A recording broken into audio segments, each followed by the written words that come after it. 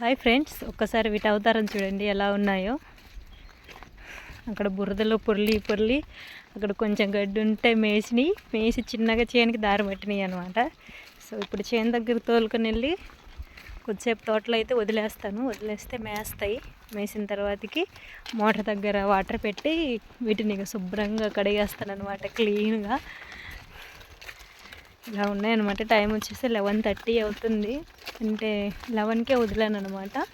So చెప్పాను కదా, ప్రతిరోజు అక్కడ నీళ్ళు ఉంటాయి కదా, అక్కడ గుంటలో పడుకుంటాయి అన్నమాట కొద్దిసేపు.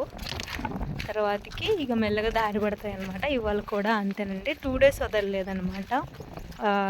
సండే, నిన్న మండే ఏమో వ్యాక్సిన్ వేశారు. సో అందుకే వదలలేదు. సో ఇవాళ అయితే వదిలాను.